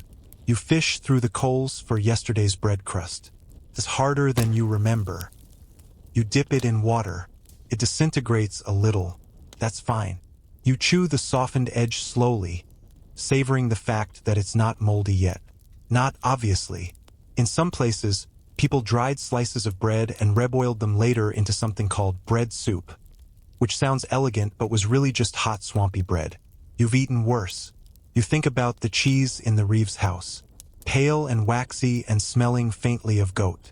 He gets his from the monastery down the road. His wife claims it helps with digestion. You wouldn't know. You've only had cheese once this month, pressed into your palm at Yule like a blessing. Still, there are moments of invention. Someone down the lane made a stew with dried apple peel and thyme. It smelled incredible. Another neighbor saved the skin from a sausage all through December, then boiled it into broth for New Year's Day. You respect that kind of thinking, that kind of faith. You wander toward the byre around midday, not to eat, just to distract yourself. The cow's breath steams in the cold air. The chickens are quiet. Even they seem tired. You collect a single egg from the nesting box. 1 egg. You hold it in both hands like it might vanish. You consider eating it. You also consider saving it for tomorrow. You put it in your pouch and tell yourself you'll decide later. In the evening, there's gruel again, this time thinner.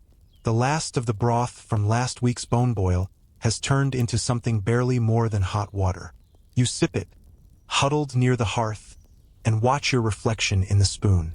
You look older today, maybe hungrier, maybe both. A boy nearby eats snow. You want to tell him not to. Everyone knows snow makes you hungrier. But you say nothing. He's smiling. Let him.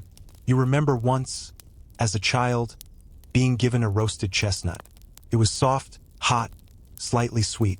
You've been chasing that flavor ever since. You've never found it again.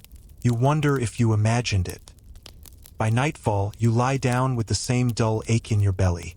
Not sharp, just hollow. The hunger has rhythm now like a second heartbeat. And oddly enough, that comforts you. It means your body hasn't given up. Not yet. You roll onto your side and pull the blanket tighter, listening to your brother snore, the wind rattle the shutters, and the slow, ancient sound of a village trying to outlast the cold. And you whisper to yourself the way people do in winter. Spring will come. It always does, even if it forgets you for a while. Still, even in all the scarcity, food finds a way to gather people. Not in feasts, those are for lords and saints, but in shared bowls, borrowed ladles, and quiet nods around a pot.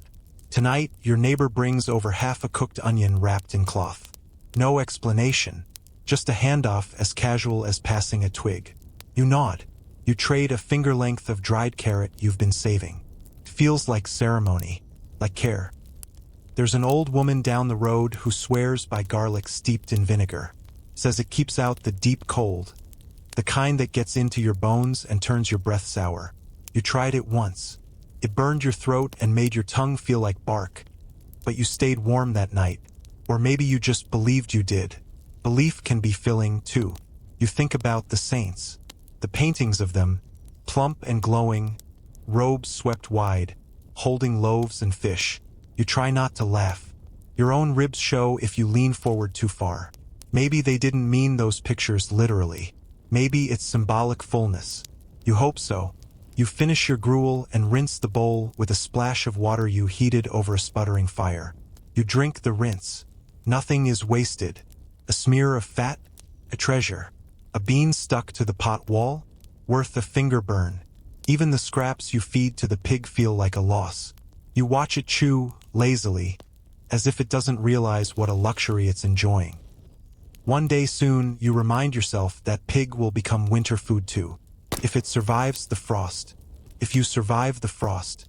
And as you lie back on your straw, empty but not broken, you realize it's not really about food. Not just. It's about ritual. About routine. About giving your body something, anything, to keep going. Even a scrap. Even warm water with a hint of barley. It's not comfort food, but it is food. And that, in this season, is comfort enough. You find yourself lingering near the edge of the village, where the land curls slightly uphill toward the abbey. The bell hasn't rung yet, but already there's smoke rising faintly from one of the chimneys. Not the thick, joyful kind of feast day smoke, but steady, disciplined, purposeful. The monks are awake. You tighten your cloak and begin the short walk toward the stone walls, crunching over frost-hardened mud. Your fingers are numb again.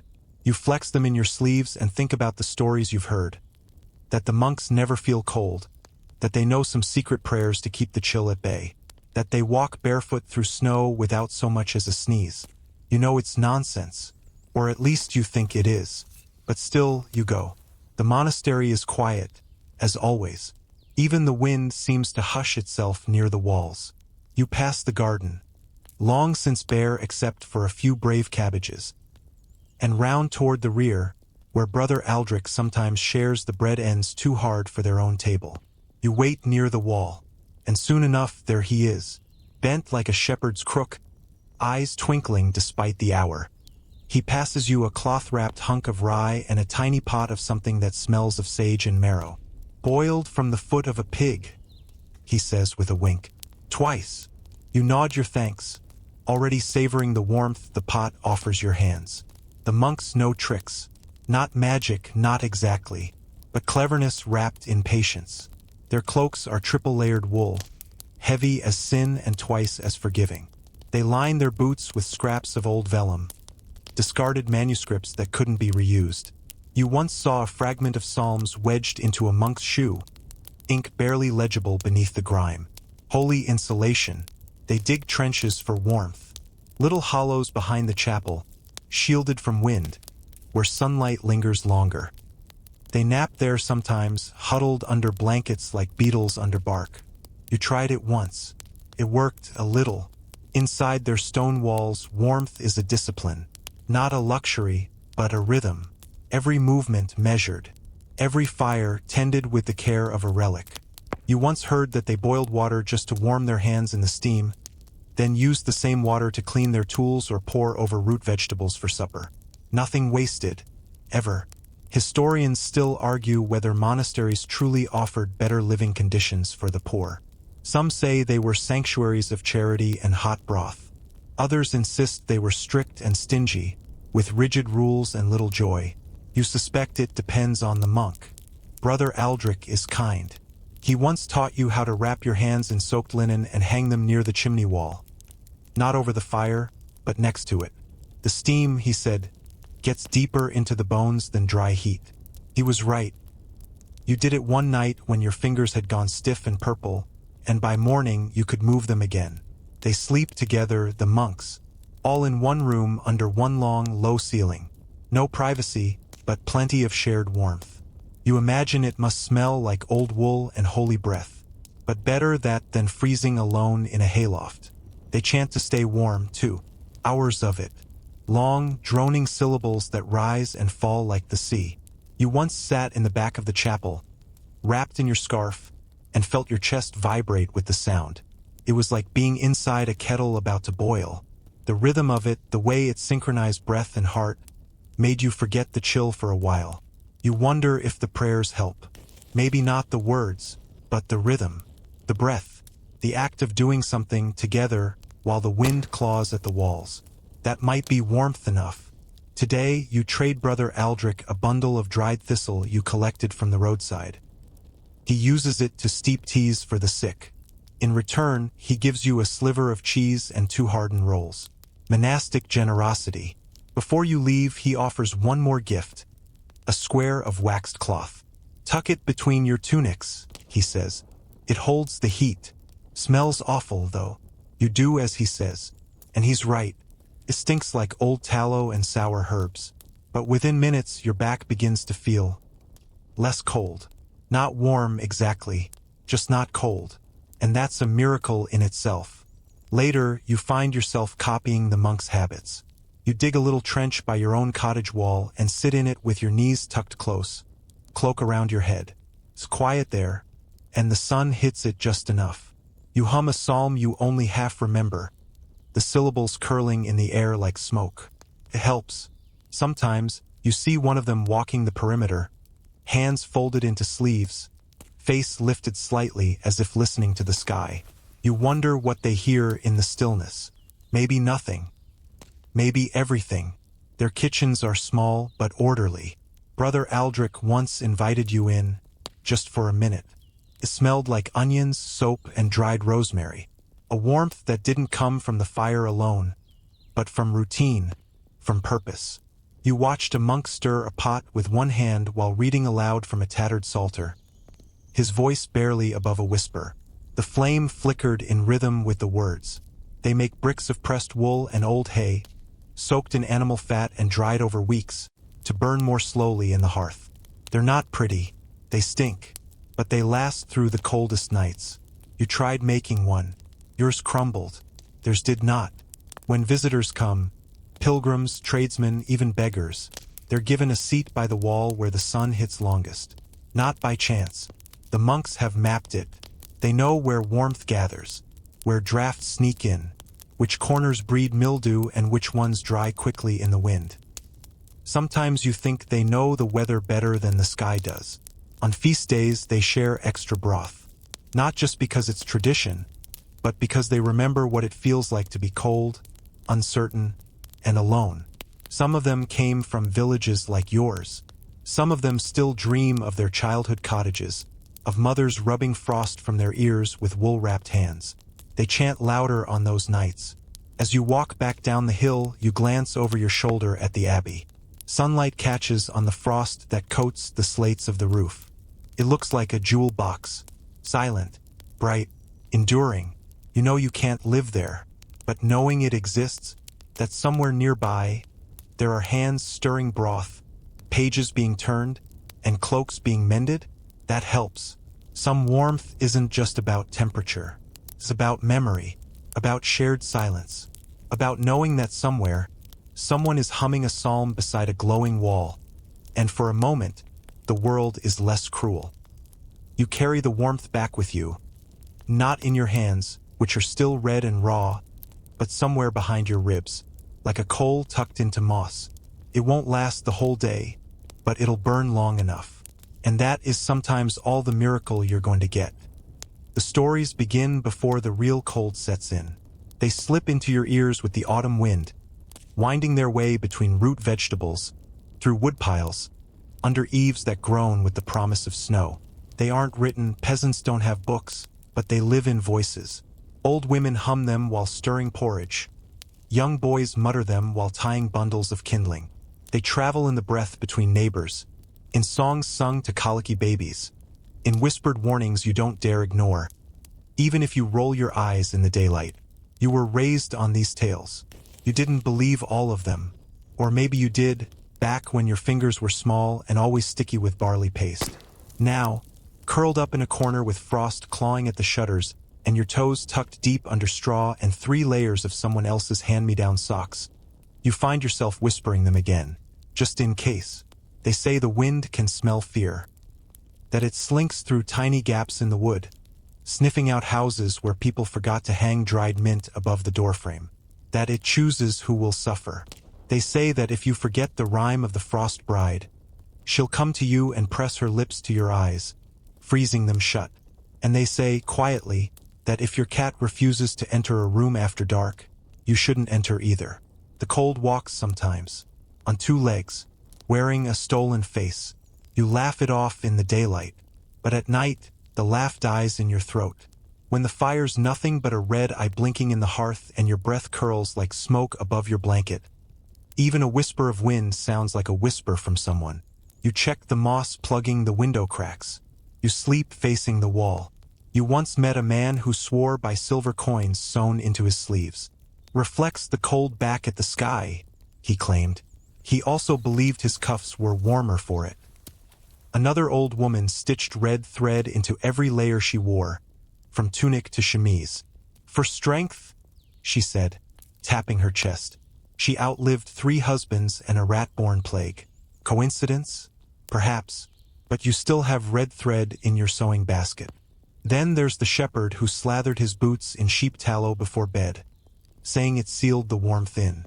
The stink made dogs howl and his wife gag, but his toes never blackened. You tried it one desperate year, after your uncle's toes turned blue. You stank for a week. Your toes survived. Some folklore is just old wisdom, cloaked in rhyme and fear. Others are rituals passed down because doing something is better than doing nothing. Historians still argue whether these superstitions had practical value or were simply the poor man's prayer, a form of defiance carved from repetition. But you know this much, it worked. It works. Maybe not against the frost, but against the hopelessness. There's one about the frost thief, a spirit that feeds on breath. They say if you sleep facing someone else, you'll steal their warmth unknowingly. Parents warn their children, sleep facing the wall. Better the wall than a sibling you might freeze with your need. Silly? Maybe. But when your sister stopped breathing in the night 2 winters ago, no one blamed the fever. They whispered about the frost thief instead. And always the songs. They're not cheerful. They're long and slow, like ice forming on a pond. Rhythmic. Your mother used to sing one while rubbing goose fat into your hands. If the frost should knock, don't answer the door. If it calls by name, answer no more. You never learned the whole verse. Just the feel of her voice shaking against your back, the way it lingered in the rafters after she left. Rituals mattered. Always add wood to the fire from the east side of the hearth. Never sleep with your feet pointed at the door. Always offer the first ladle of stew to the air, just in case the spirits are watching. You still do it, even when the stew is barely more than boiled onion. You knew a family that buried chicken bones painted red under their doorstep every December. No one ever died in that house all winter. Another household left a bit of lard on the windowsill each solstice. For what? Who knows? But their fire never went out. The wind howls again, making the shutters groan.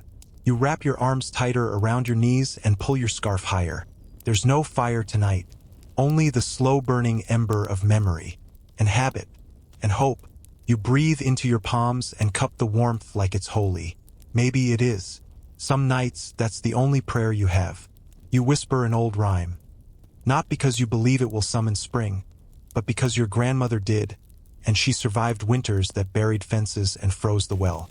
Neighbors still whisper charms. A pinch of salt behind the stove. A sprig of rosemary tied to the ladder. Rusted iron nailed above the bed. You saw someone etch a mark into their door with ash, muttering something about the cold recognizing its own and passing by. Whatever it takes. Whatever keeps your name off the frost's tongue. You hum as you settle in. A song you don't know the words to anymore, only the shape of it in your chest. There's power in that. Not magic, not safety, but steadiness. The repetition of breath. The lull of sound when the wind wants silence. You think back to the year the snow never stopped. 42 days of white silence. You were a child then, small enough to still believe that if you drew a door in the frost with your finger, something kind might open it. Every morning, the same motion, index finger trailing on the glass, a crooked arch, a latch, then a knock. Just one. Your mother never stopped you. Maybe she believed, too. One morning, There was a thumbprint on the outside of the glass. No one spoke of it, but that night your father double-barred the door and burned the rosemary early. Not all tales are for comfort. Some are warnings without endings. There's one about a woman who braided her hair too tightly in winter, and when the frost snapped, it took her scalp with it. No one knows if it's true, but you've never braided in cold again. Another tells of children who whistled after sundown and woke to find frost shaped like mouths on the windows, each facing in. You don't whistle anymore either. They call it nonsense, those who've never had to survive a room that bites.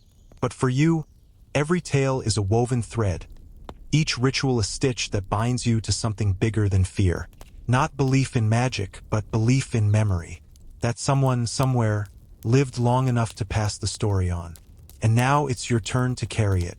You pull the blanket up, exhale slow. The wind rattles the walls like it's testing your resolve. But you've done all you can.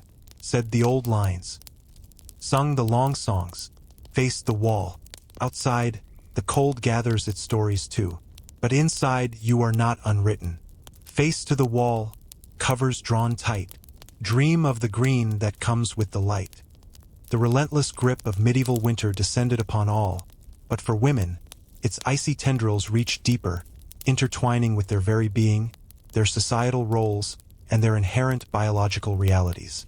To truly grasp how profoundly the cold affected women differently, we must peel back the layers of daily life, from the ever-present shadow of childbirth dangers in freezing conditions to the silent fortitude required for midnight chores without boots. Their struggle was not merely about enduring the cold, but about navigating a world where its presence exacerbated every vulnerability, adding immense weight to an already demanding existence. Imagine the dawn breaking on a winter morning in a humble cottage.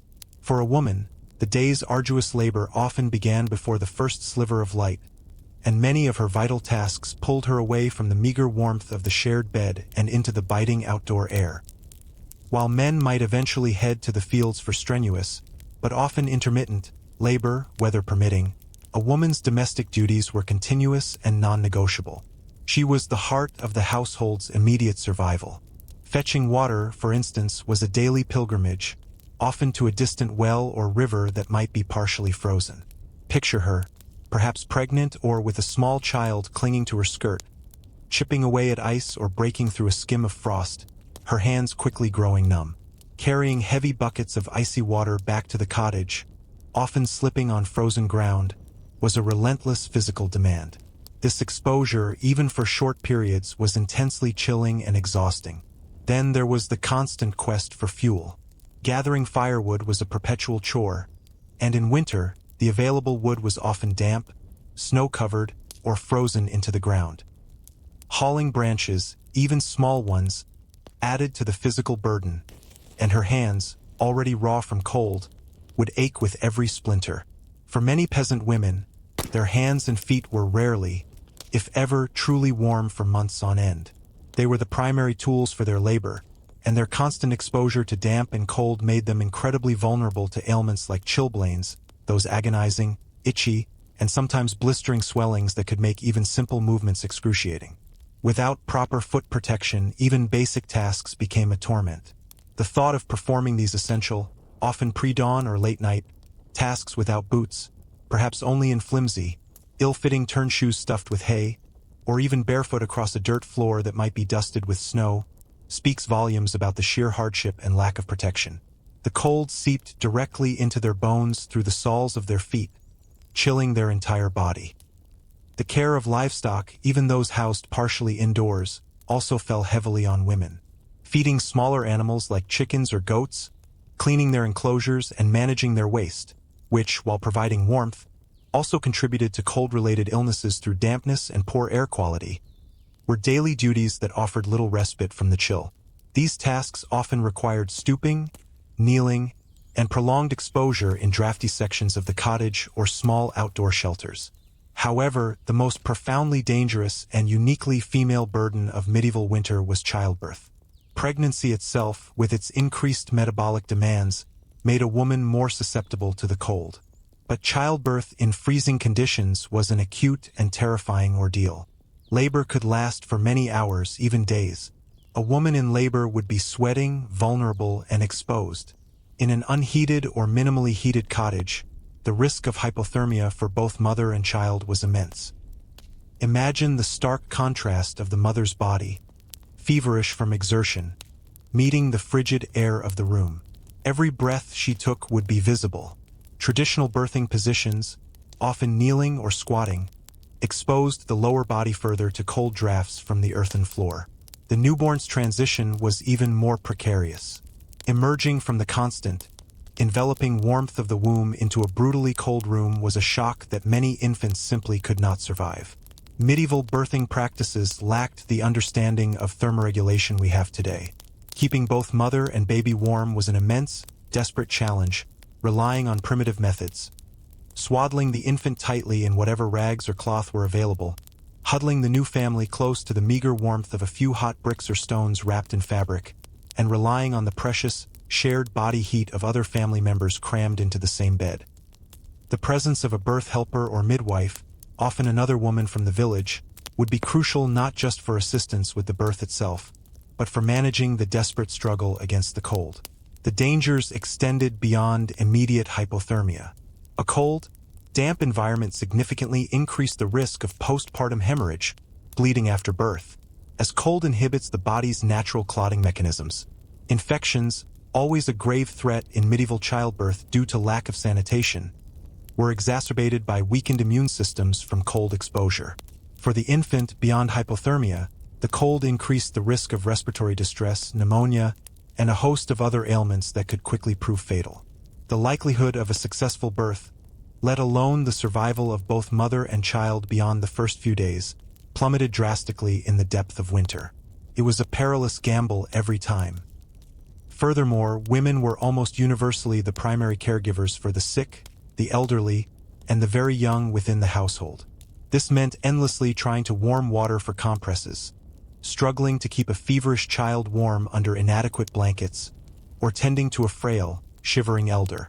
The constant worry for their family's health, exacerbated by the visible suffering caused by the cold, would have been a pervasive mental and emotional burden, adding to their already crushing physical load. Even the simple act of menstruation presented challenges. Managing hygiene without access to warm water, modern sanitary products, or privacy in a cold, communal living space was a difficult and often uncomfortable reality. The general state of poor hygiene, amplified by the cold and infrequent bathing, made women more susceptible to urinary tract infections and other ailments. In summary, while medieval men faced the cold in their labors, women bore a distinct and often heavier burden. Their domestic responsibilities brought them into constant, intimate contact with the elements, from icy water to freezing firewood.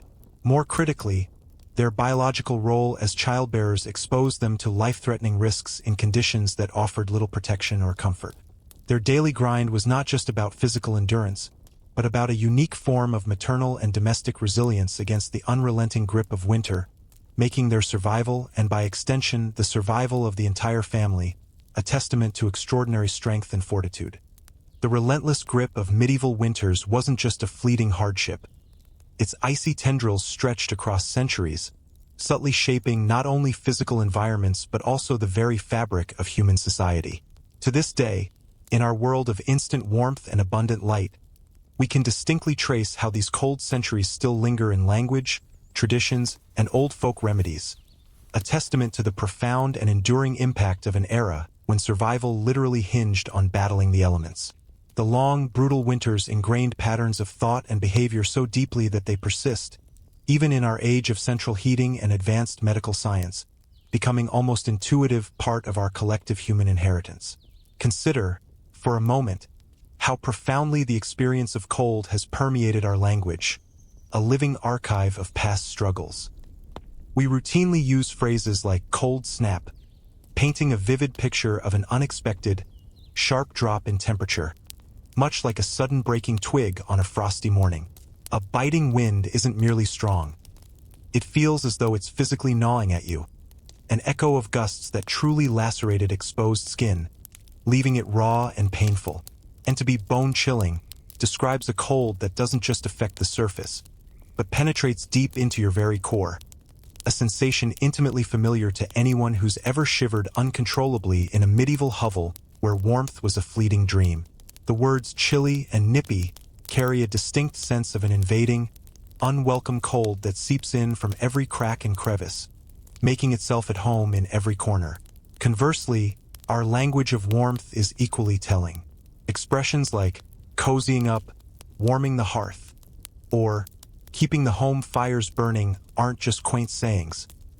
They are direct linguistic descendants of a historical imperative, a daily, desperate struggle for generating and preserving precious heat against external threats. Even our modern understanding of comfort is often subtly defined by the absence of cold, reflecting a deep-seated human need for warmth that was once a relentless, daily battle for existence. The very concept of hibernation or wintering over, though largely figurative for humans now, is a direct conceptual link to a time when winter truly meant a significant slowing down of activity, a period of hunkering down and an intense communal focus on indoor survival, much like the animals they cohabited with sharing warmth and breath. Beyond mere words, many of our current traditions, especially those deeply associated with the winter months and holiday seasons, carry the faint, yet distinct, scent of these colder times. The widespread emphasis on hearty, warming foods during winter celebrations like Christmas, New Year's, or even Thanksgiving is a direct legacy of those cold centuries. Think of the rich, slow-cooked stews, roasted meats, dense breads, and warming root vegetables that still grace our tables. These are not just culinary preferences. They are modern reflections of ancestral needs to consume high-calorie, long-lasting provisions that could fuel the body and provide internal warmth against the external chill. The act of gathering around a fireplace or a central table for meals, often seen as quaint or sentimental today, harkens back to a time when that gathering point was the single warmest spot in the entire dwelling, a literal anchor of life in a sea of cold. The sharing of warm drinks like spiced cider, mulled wine, or hot cocoa, though cocoa itself came later, during winter festivities directly mirrors the medieval peasants' reliance on warmed ale or simple herbal infusions to provide internal warmth and a fleeting sense of comfort. Even the seemingly simple tradition of giving warm clothing as gifts during the holidays, socks, scarves, sweaters, isn't just about fashion.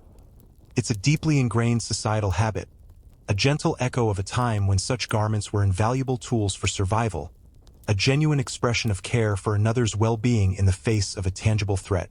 The very design of our homes, despite the ubiquity of modern heating systems, often subtly prioritizes a warm zone or a primary gathering space around a fireplace, a communal living room that is an architectural echo of medieval cottages, where the hearth was literally and metaphorically the indispensable center of life and survival. The concept of comfort food, today almost universally conjures images of warm, nourishing, often carb-heavy dishes perfect for a cold day, a direct lineage from meals designed not just for taste, but for thermal sustenance and endurance. Finally, a surprising number of old folk remedies for common winter ailments can be traced, often quite directly, back to these challenging centuries. While many of these traditional remedies might lack the rigorous scientific backing of modern medicine, they often contain surprising elements of practical wisdom, or perhaps more importantly, provided significant psychological comfort in times of great vulnerability. The widespread consumption of warm broths, ginger, honey, or garlic for colds and coughs, the external application of hot compresses for aches and pains, or even the belief in sweating out a fever, these are often direct descendants of practices employed by medieval peasants to combat illnesses that were relentlessly exacerbated by cold, damp, and poor nutrition.